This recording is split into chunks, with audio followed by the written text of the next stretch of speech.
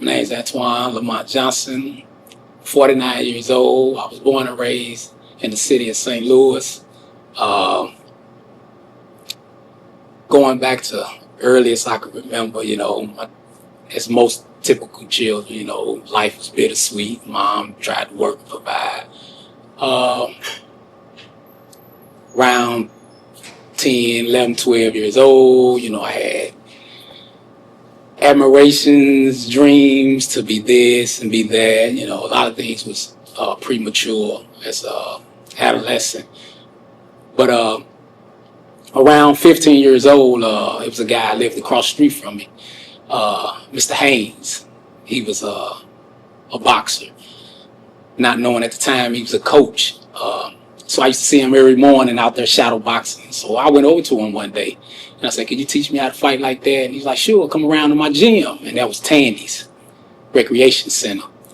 So in middle school, I got into little fights, scuffles, get beat up a lot. I used to get teased and bullied. So I wanted to learn how to fight and defend myself as being the oldest of 9 kids.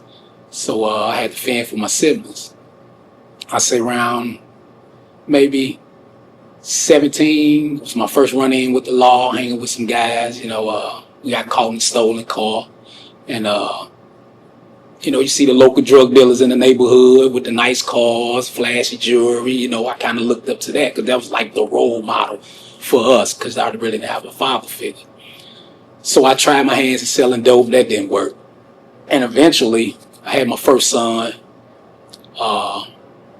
age 21.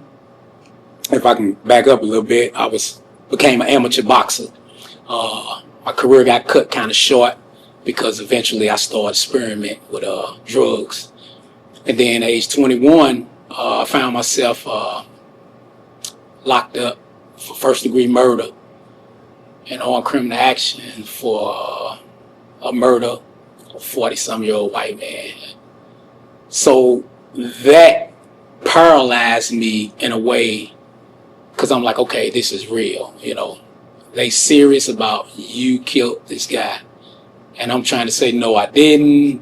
Maybe they'll figure it out. Maybe they'll work it out. So the detectives kind of harped on, you're facing the death penalty. You need to take this serious, young man. I was under the influence from a little liquor the previous night. Some barbiturates that was placed in my drink, unbeknown to me at that time. And so, I rolled with the detectives and said whatever they wanted me to say to get out of that situation. That was after they pressured you, yes. You to say. Yeah. Not understanding the full severity of it until I got processed and sent in the county jail, and they assigned me a public defender, and he came to talk to me. He was like, "I want you to understand the death sentence, they ain't on the table, but, when you make a allegation of omitting or guilt, it's not well eased. It's something that's accepted with the prosecution because that's like a slam dunk case." But I continue to tell him the same thing, like, "Oh, the truth will come out. I ain't, unfortunately, it didn't work out like that." 17 months later, I was convicted, sentenced to first-degree murder. I got life with no parole, 30 years for that one criminal act. Sent to my first prison was for Tulsa Correctional Center. That was in 1999. That was the beginning. Death row camp. So it was one of those, again, paralyzed moments where I went, got on the phone, was like, "Granny, did I pass out in court or anything? Because they say these guys on death row. Did I get the death sentence?" She's like, "No, baby, you ain't get the death sentence." I was like, "Why I'm at the camp with death row? I'm 23 years old, trying to figure this thing out." Didn't understand. Yeah, you had a close relationship with your grandma? Oh, yeah, phenomenal. She pretty much raised me because, my mama battled with her demons, and like in a lot of urban communities, a lot of mothers, and not to bash or belittle no mother, but a lot of them experienced with drugs, and unfortunately my mother experienced with drugs, so my grandmother took care of us.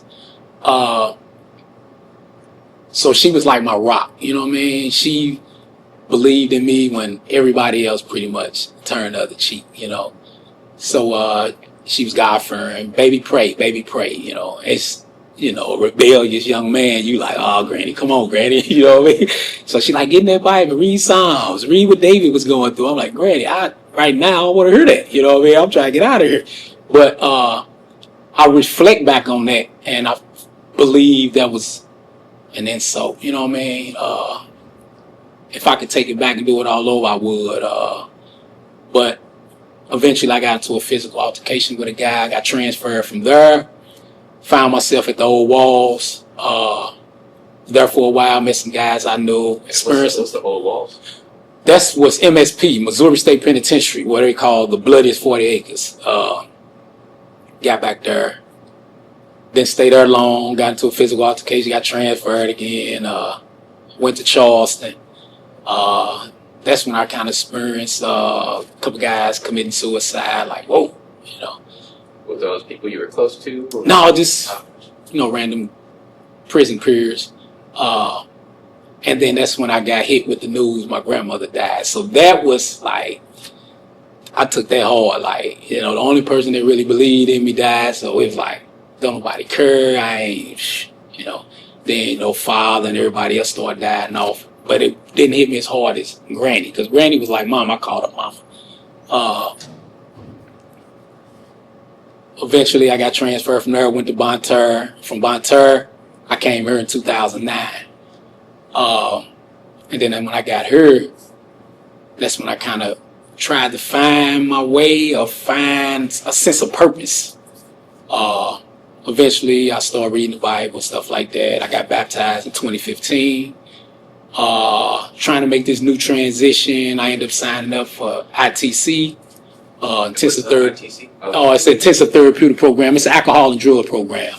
It's a year program. It's geared towards helping young men see they right their wrongs, the harms they cause. It's deal with self-esteem, violence modules. It helps you accept accountability, manageability, responsibility. It helps you see yourself and take a more personal inventory in a way that we never took. You know what I mean? So I have this toolbox in which I anticipate my thought. So I'm going to think before I say it. So I have a lot of information that I believe is essential and real key to helping young men get back on the right path where we should be as a group of individuals dealing with what's going on in society, because a lot of people don't understand us. I believe we're misunderstood. And if you're not properly educated or properly taught, briefed in a certain way, then you can come off as an angry black man. You can come off as bitter. You can come off as ignorant or uneducated. So that program, it really helped me. So I go to church. So I wanted to do something else. Eventually, our function unit manager at the time, she's now an warden, Raina Martin.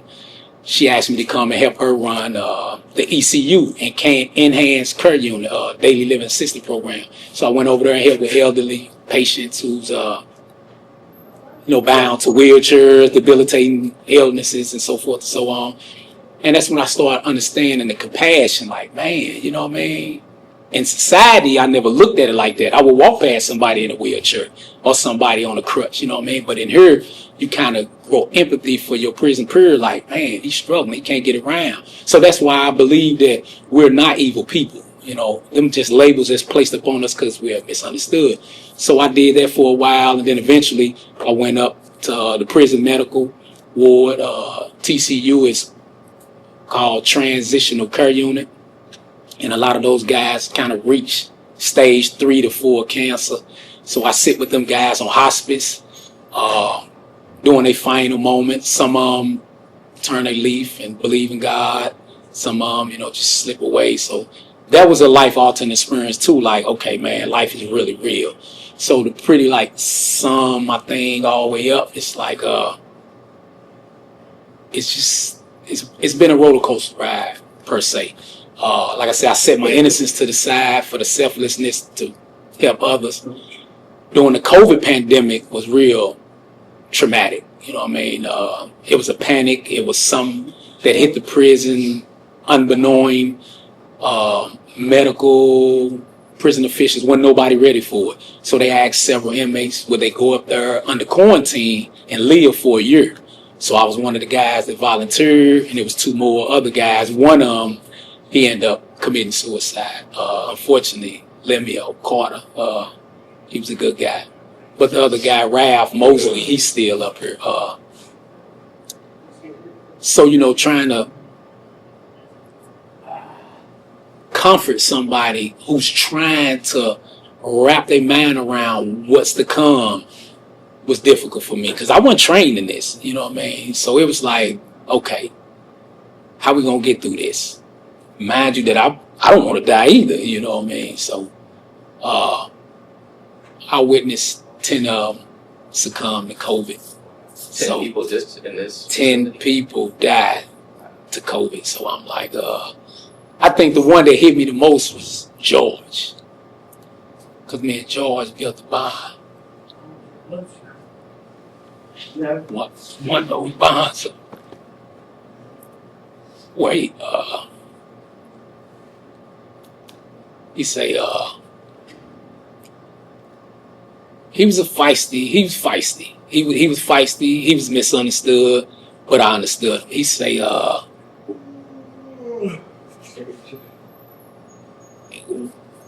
promise me one thing. And I was like, all right. I'm thinking, make a meal, or when we get through this, give me ice cream, or we're going to run, because, I like to run. But George was like, just promise me you're going to be right there when I go. So, man, I'm tired. I'm talking about we working 24 hours, dude. I'm talking about 3, 4 in the morning. We ain't getting no sleep. We wearing all this PP gear, these masks, he's sweating. You all were the ones having to take care of? Yeah. Because a lot of the staff didn't want to do it. So that's why I said they asked 3 inmates, us, with life with no parole. They trusted me enough to go up there. I didn't solicit no woman. I didn't steal no drugs. I didn't use no syringe. We didn't do nothing. We didn't make the women feel uncomfortable. We lived up there for a year with no problems. We had to bathe them. We had to shower them. We had to help them do everything that you do in a hospital setting. And the one thing he asked me was make sure I'm by his side in his final moment. But I was tired. I was beat. I told Limbo, hey, man, I'm finna go get a few hours of sleep. I'm beat, dude. He like, hurry up, go and get you some sleep, man. I got it. I think he got sidetracked. And I swore it was like somebody was in my ear. And they was like, did you tell Goldie? And I woke up like, what's going on? They're like, man, George gone. I'm like, what? So it was like, I feel like I let him down. And I had his family number. So his son and daughter was more so like, just send us his blanket. Because that's what they want to bury him with, the blanket. So it was times where I just wanted to just take a breathe. I wanted to leave, but central office approved it, so we had to get approved to leave. We couldn't just leave. We was quarantined, so they were trying to contaminate the virus. So mind you, again, I'm living in the plague of the virus. So I ain't had no choice but to rely on God. And I ain't catch COVID one time. So I knew then God had a purpose for me. That was when I said, okay, I didn't catch this. He had a purpose for me. So the year was up. We ended up going back to the yard. A couple guys approached me, knew some things about my case. He was like, hey, man, I don't know you, but I was arrested with the guy that they issued a murder for in your case. And I was like, ooh. And that's when he mentioned the name Shane. And I said, this guy know what he's talking about. He's like, a lady say she's saying something, and that's what the warrant was for. And I was like, whoa, this guy know what he's talking about. So we had a conversation. So I did my little research, filed the right paperwork with the courts and stuff like that. And that's when they turned the evidence. So it was like, oh, man. So I've been fighting ever since. So it's been 27 years. And I know that you also, one of the people who actually was involved, I believe I read in one of the pieces that you sent to me that they had actually written that they had put something in your drink or something yes, like that. Yes. Initially, we had a hearing prior to trial, and we couldn't get that guy to come forward because, as you know, a lot of guys don't want to deal with the police. They don't want to talk to authorities. And again, that's the little culture we breed. But now, he's more mature. He took certain class and he said, what, I'm ready to do the right thing. Man, I shouldn't have let you stay down that long. So he signed the affidavit. And the hard thing that we go through as pro se litigants is nobody want to listen to us. You know what I mean? And as you see, what reason do we have the ladder right there and say, hey, man, I'm willing to do the right thing, but ain't nobody came to talk to him. So I'm honored that he stepped up, did the right thing now. I know that one of the other pieces that you sent to me, you just talked about the relationship that you had with a lot of the guys who have been on death row, and just the misconception about people who are on death row and how really empathetic and just how meaningful the relationships you have had with them are. I was wondering if you could. Yeah, again, going back to Potosi, my first cellmate was Jerome Mallet. He was eventually executed. Then I met SD, Big Mo. I think I wrote a story about Big Mo that got published and demolished. It was called Death Row One Way Out. And that story, Big Mo was the first person that we actually heard of, that the prosecutor came forward and said, there's wrongdoing in this case. And she's saying, my boss is threatening me if I reveal that. So they gave Mo state. So we all was cheerful. We was happy. Oh, Big Mo, you gonna get off that road. But 30 days later, they executed him. Man, I'm like, the prosecutor. This was the first time we ever heard a prosecutor say, somebody, they manufactured and tampered with evidence. So when they executed Big Mo, man, it was hard to wrap my mind around.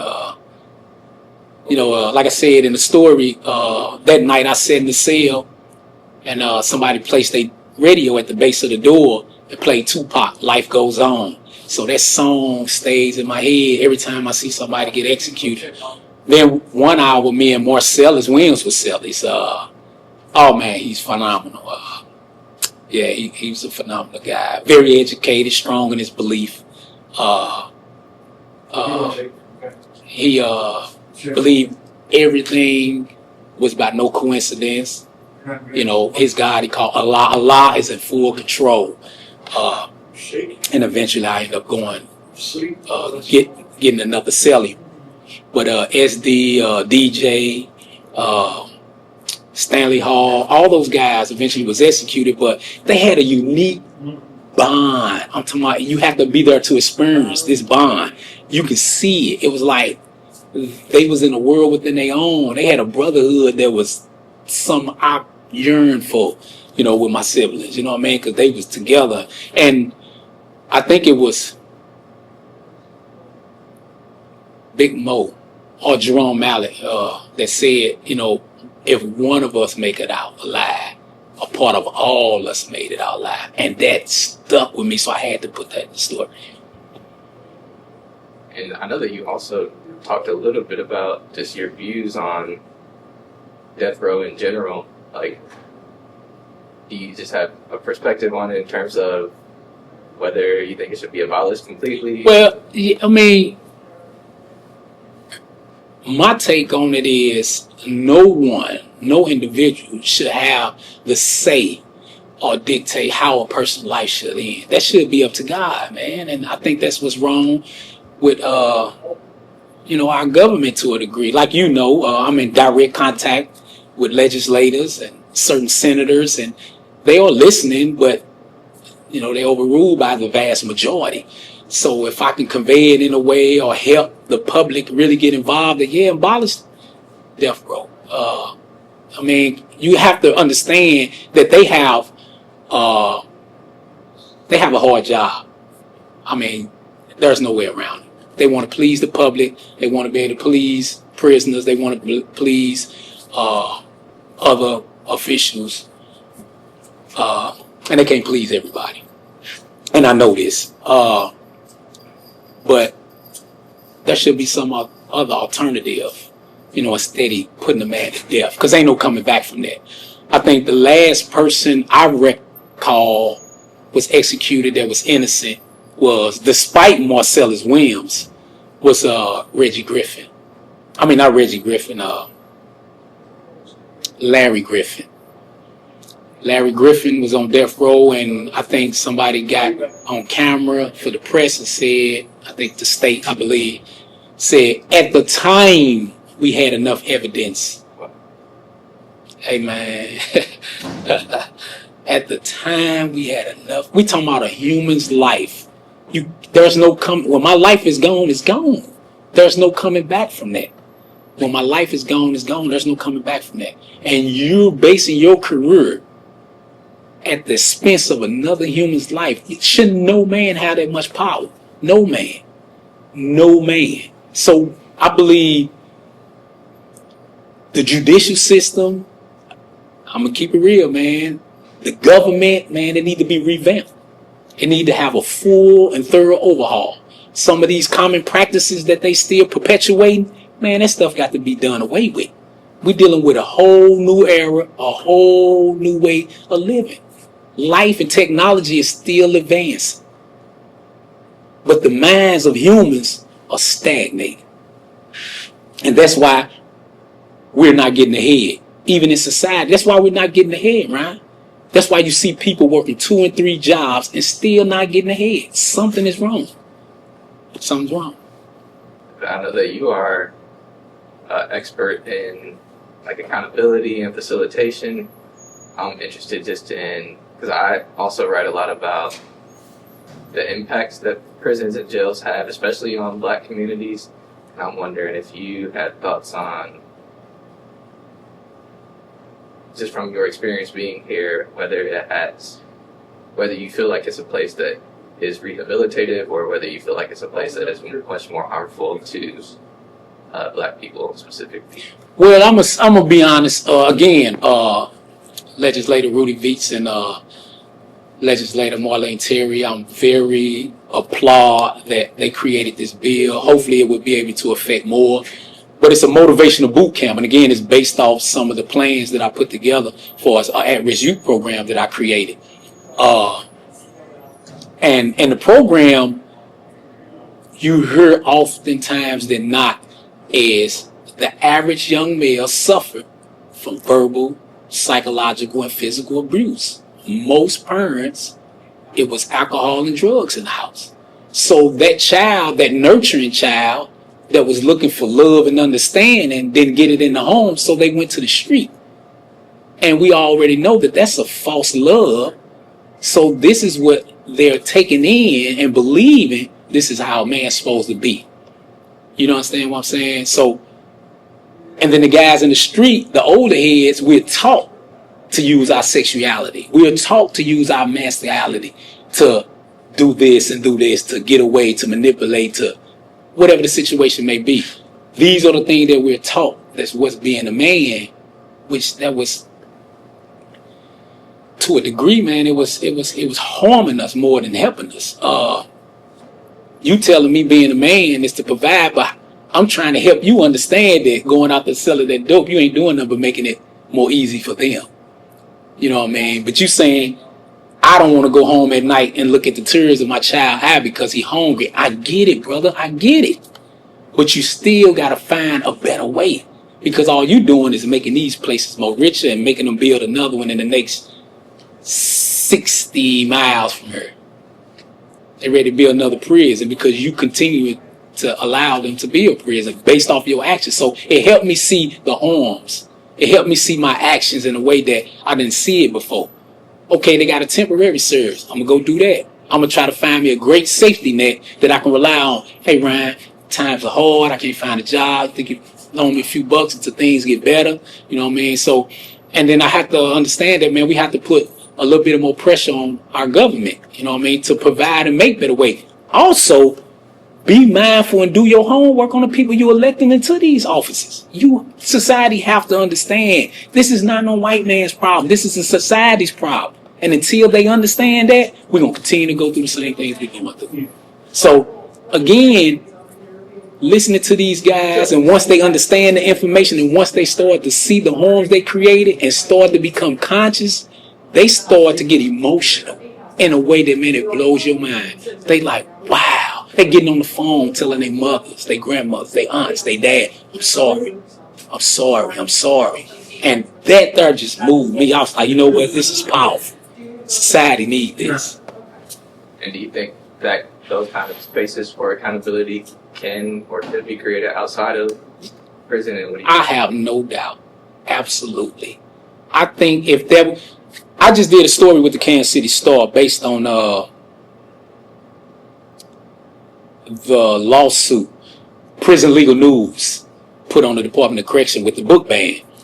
And one of the guys, an editor or something at Prison Legal News, said in there, the last thing the prison want is books to continue to flood in there because you do not want an educated population. And I believe that. I believe that. Why do you think that is? Because if you educate a population, then you're going to have more problems than them being ignorant and running around and continue to make mistakes. If you got a population that's in uproar, assaulting guards and doing all this stuff, then that allows them to what? Petition for more money. We need more staff. But if you got an educated population that's fighting the courts and putting more pressure on the courts and coming together, showing unity, then that's going to send a wave of fear to the government. And they don't want that. Because then you have no room to lock people up. You got to start shutting prisons down. You can't get no government funding no more. Definitely. I was recently reading about Attica, and I don't know if they watching over here or anything, so I probably won't go too much into that, but definitely agree for sure. And also just wanted to ask you, I know that we talked a little bit about some of the authors that you have read. I wonder if you just want to talk about any of the favorite authors you have, or any of your favorite books or anything. Yeah, well, I don't have a favorite. Some of society's views on Comrade George Jackson may be too radical, but the brother was prolific. He was educated. Geronimo Pratt was educated and prolific. Malcolm X autobiography, I got a lot out of that. Tupac mother, Afeni Shakur, I read that. Got a lot out of that. Oprah Winfrey book. Steve Harvey book. So I don't read a lot of fiction. Although Donald Goins was my father figure, you know what I mean? Dean Koontz, Sidney Shelton. But for the most part, just ancient African civilization history. You know, I'm pretty fascinated with that. Those who paved the way before you and me, what was it like for them? You know, what did they really get out of it? How did they have inspiration to continue to go on and fight another day during them times where it was real hard? So,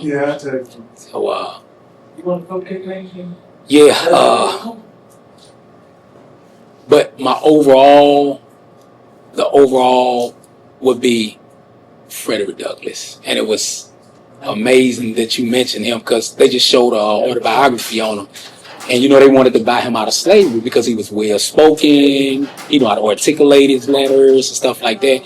And what gave me inspiration and inspired me was when he said, nah.